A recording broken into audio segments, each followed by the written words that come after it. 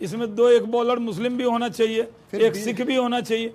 भाई ये देश है। आप एक राजनीतिक पार्टी की तुलना चैनल से कर रहे हैं, फिर भारतीय जनता पार्टी जब अपने कैंडिडेट की घोषणा करती है तो फिर क्यों लिखती है कि इतने एससी टिकट दिए, इतने ओबीसी टिकट दिए, इतने अल्पसंख्यकों इसलिए कि आप वहां नहीं लिखना चाहिए। नहीं, आप लोग पूछते हैं कि एससी को मौका कितना दिया, टाइप करके जारी होती है, विज्ञप्ति जारी होती है, उसमें लिखा रहता है एससी इतने, ओबीसी इतने, महिला इतनी। महिलाओं को, क्योंकि आप लोग बार बार पूछते हैं महिला कितना, आपको गिनती में दिक्कत ना हो। अगर 20 करोड़ आबादी है तो फिर एक मुस्लिम कैबिनेट मिनिस्टर क्यों नहीं है? देखिए ये बात सही है कि आजादी के बाद ये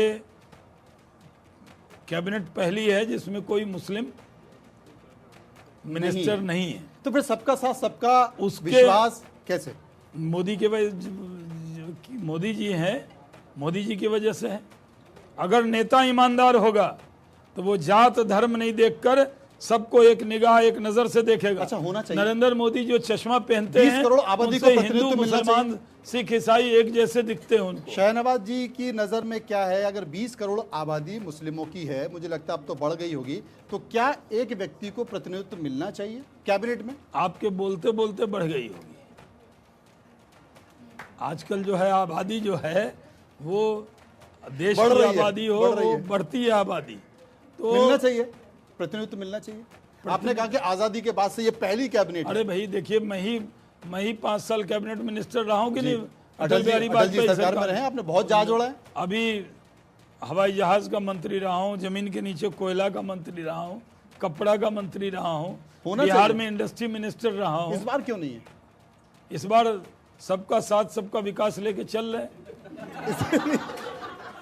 अब आप सवाल ऐसा पूछ रहे हैं जैसे कैबिनेट शाहनवाज हुसैन बनाते हो।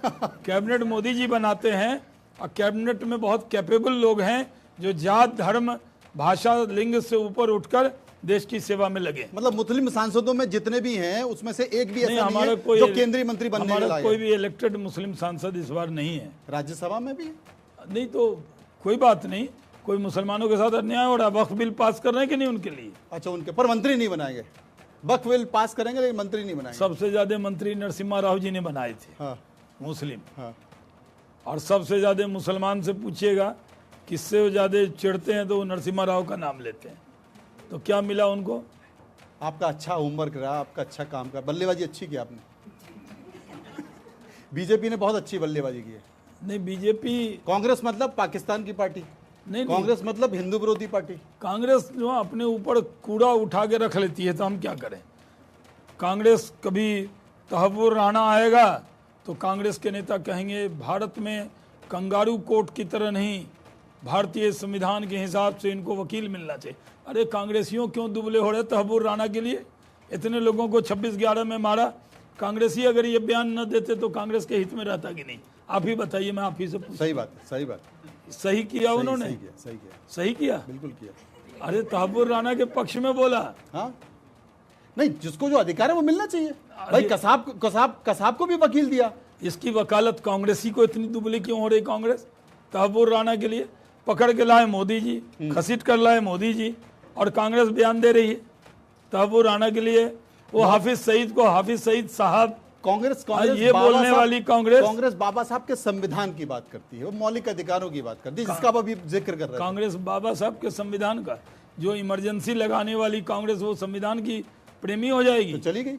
बाबा साहब के संविधान के लागू करने वाले, हमारे बाबा साहब के विचारों के ध्वजवाहक कोई हैं तो वो नरेंद्र मोदी जी हैं। और जब तक ये देश रहेगा दुनिया की कोई ताकत बाबा साहब के संविधान को बदल नहीं पाएगी। ये देश सेकुलर था, सेकुलर है, सेकुलर रहेगा, और ये विचार मेरे नहीं है, अटल बिहारी वाजपेयी जी के। बहुत बहुत शुक्रिया करेंगे शहनावत जी का, क्योंकि अटल जी के साथ उन्होंने काम किया है और पूरे 5 साल वो केंद्र में मंत्री रहे, उनका कार्यकाल भी बहुत बढ़िया रहा। लेकिन इस देश में चिंता इस बात को लेकर है कि बंगाल को क्या